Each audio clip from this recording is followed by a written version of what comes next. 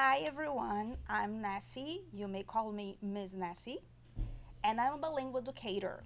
I'm a kindergarten bilingual educator actually, and I'm here to help you out how to deal with a bilingual classroom. Okay, and we'll be talking specifically about very young learners. So I have everything written here for you. So I'll be looking up and down all the time. So don't mind, right? So, I have 9 tips for you today. And the tip number one is how to deal with very young learners' anxiety. They are normally very anxious. They are anxious all the time. They're always asking you what is about to happen, what are you going to do today? And this is something very, very normal. It happens all the time.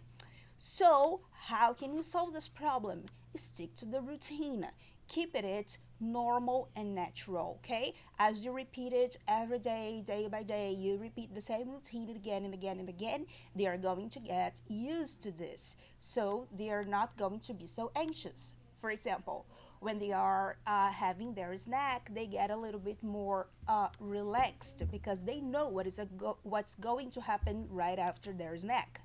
And another way to keep it very, very clear is to keep a routine chart with images if your students are very young and they cannot read.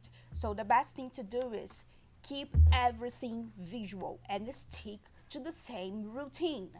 If you're dealing with like 5 year olds, 6 year olds, so you can talk about days of the week, right? You can say, for example, on Mondays and on Tuesdays we do this and that, and you have to keep repeating it to them. For example, no, today you don't have physical education class because today is Monday. You only have physical education on Tuesday. So as you keep repeating it every day and you show them, as I have already said, keep everything visual. You're gonna show them on the calendar. But if they are very young, like 3 year olds, 2 year olds, 3 or 4, sometimes it's very hard for them to understand the days of the week. So just say, okay, what did I tell you in the beginning of the day? So do you remember when you were in the circle that we talked about the routine of the day? So you show the routine on the wall, and then you have them repeat what is there, so it makes everything easier for them. So the tip number two is waste time to gain time. Sometimes you have to waste a little bit of time in the beginning of the semester.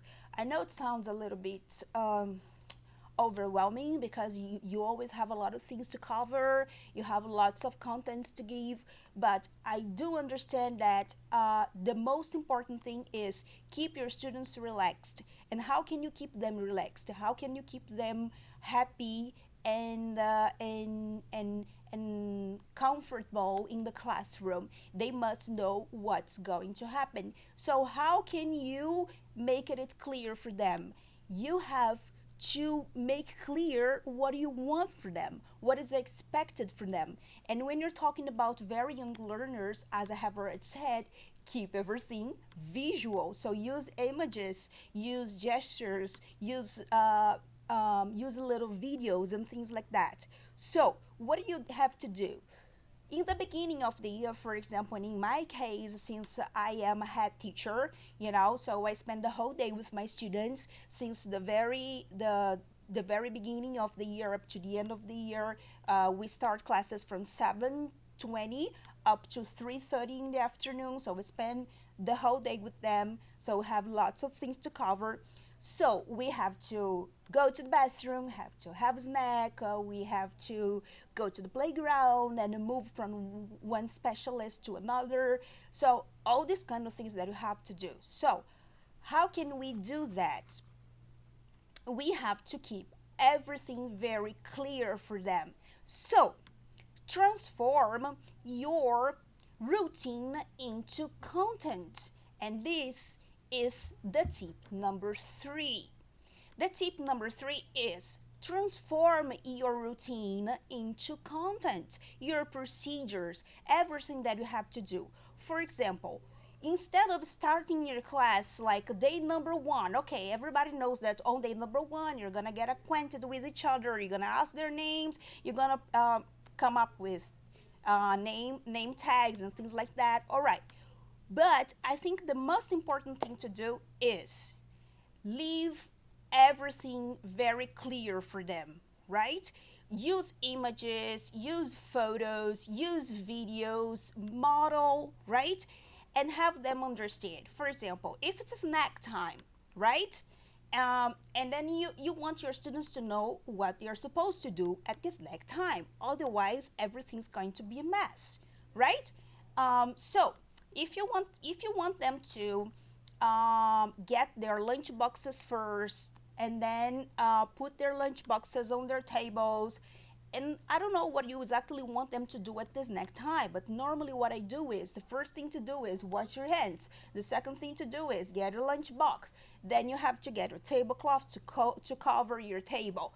Then you have to eat your fruit first. And then after eating the fruit, then you drink the juice and eat the sandwich or cookies or whatever you have. So I have to talk about it in the circle.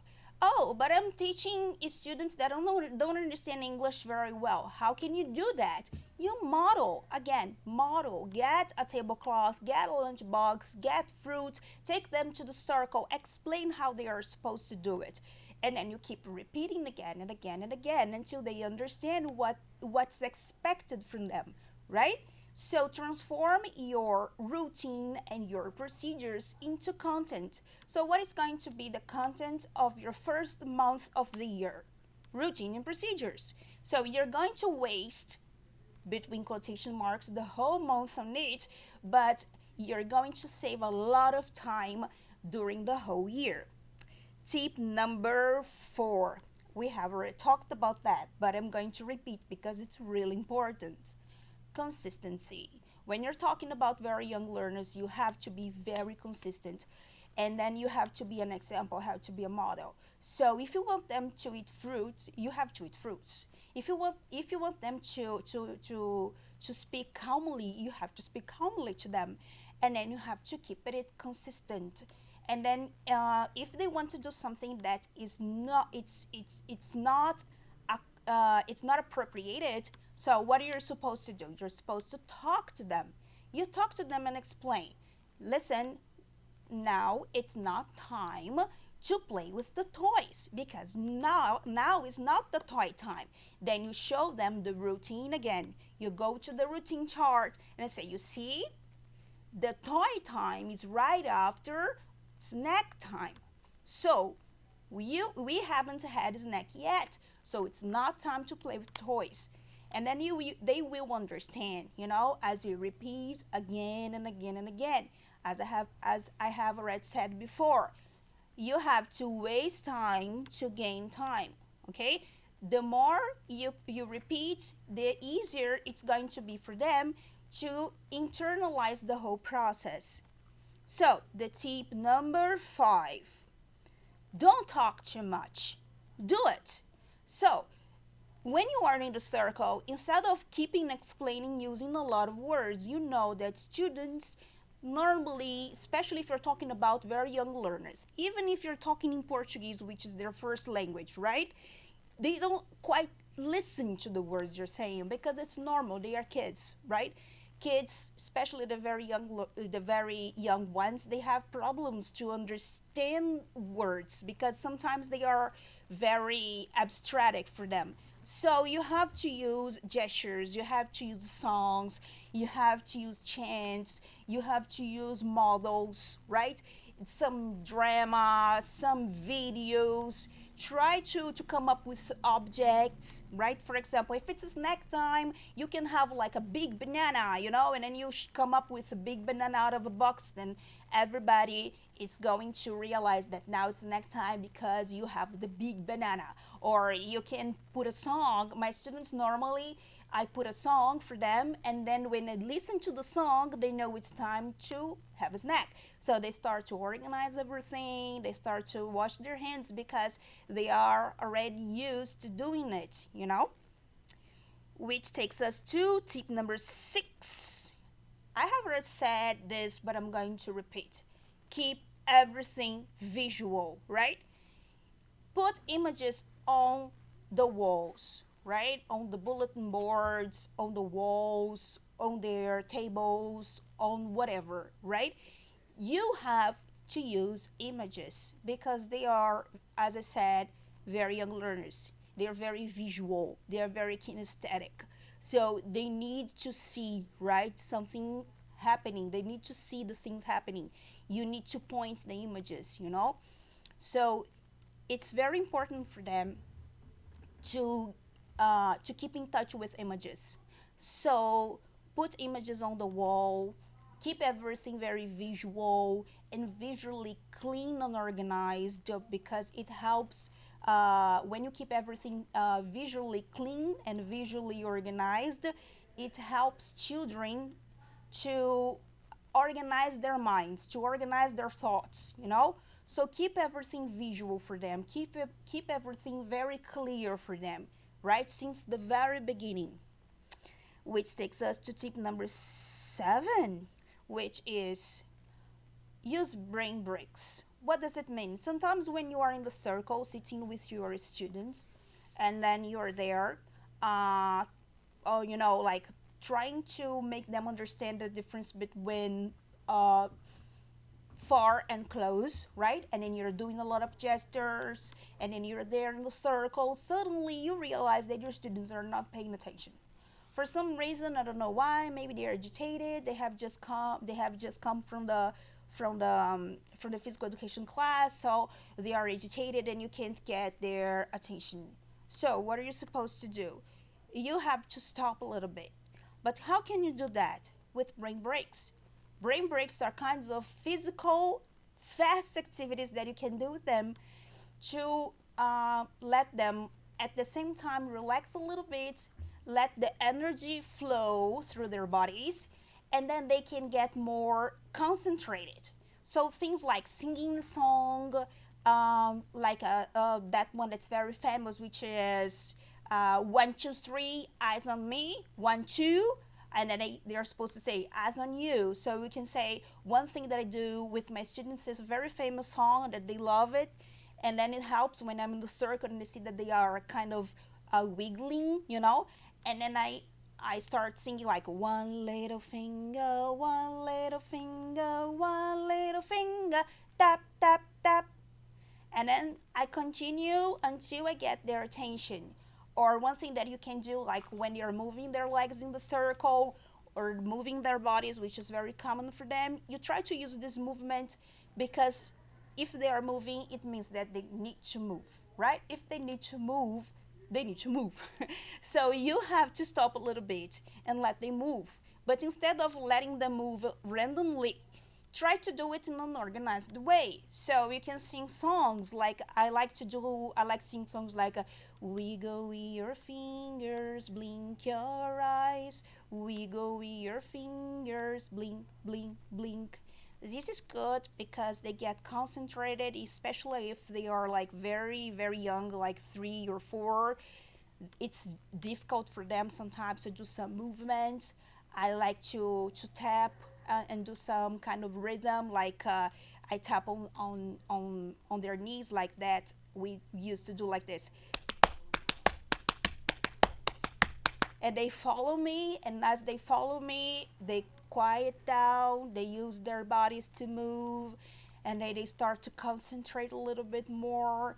And then I can do something like that, like up, up, up, up, up, up, down, and then I let them stretch their bodies a little bit, and then I let them move their head. And sometimes we do like some movements to let them relax a little bit, and give them the chance to to use the energy in their bodies. They Once they are more relaxed, to start to sing the song more calmly. There is something that I do with them, which is like I start to sing a song, any song, like Twinkle Twinkle Little Star. Then I start like singing it, and then I go like Twinkle Twinkle Little Star, and then I continue, and then I go again, Twinkle Twinkle Little Star. Then I go totally quiet, like Twinkle Twinkle Star.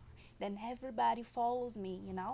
So it's something that really helps me to grab their attention when they are kind of getting out of control. And then something else that I do is another thing. You can't, like, when your students are playing around or during the free time, they have free time. There is a moment when they finish their activities that they have their free time, like they can choose what they want to do. They can read books, or they can play doh, or they can do some free drawings. This is something that happens between one activity and another. And when they're doing what they have chosen, if you have to have a circle again, if you want them to sit in the circle, it's very difficult to get their attention because they are interested in what they are doing, because this is something they have chosen to do. So they want to do what they want to keep doing what they are doing. So it's difficult to get their attention. So the best way to call your students is, first of all, sing a song or chant. Don't keep shouting in the classroom. This is awful. So try to sing a song. Try to do something relaxing and attractive. And then if you have a surprising something, I have lots of surprising stuff, like a mystery box, or a mystery bag, or a surprise whatever, something that I can put inside, especially if it's big and if the colors are shining. They get interested and they want to know what you have inside. So if you call them to come to the circle, then you have a big pink box in your hands and say, okay, come everybody, I have something to show you. So I sing a song which is like this: sitting in the circle, sitting in the circle, sitting in the circle right now. Then everybody starts to sing the song with me, and then I have this box and I come to the circle with the box, and everybody comes because they want to see what is in the box. So keep your students curious. Try to come up with different stuff. If you just call okay, so come here, let's sit in the circle. Why would they sit in the circle? It doesn't sound like something interesting for them, right? And well, this is tip number 9 now. Did I skip? Did I skip number 8? Okay, the last one was number 8. Now it's number 9. And then the number 9 is escape confiners. I know it's very difficult for us today because, especially people that teach like at bilingual schools, um, it's very hard for us to go outside. It's sometimes we don't have the space, and sometimes it's raining, sometimes too cold, sometimes too hot. But we have to try to take our students out of the classroom as much as possible and let your kids see the sky. We have to be worried about our students' mental health, because if they keep inside classrooms all the time with air conditioning and electronics and stuff like this, they're going to be stressed out. So let them run a little bit, take them out of the classroom, try to play games with them outside. You can have a circle, the one that I have just talked to you about right now. You can have one in the garden instead of the classroom. You can go to the playground, and then you can have a class in the playground. You can take them to different areas, especially people that teach at schools.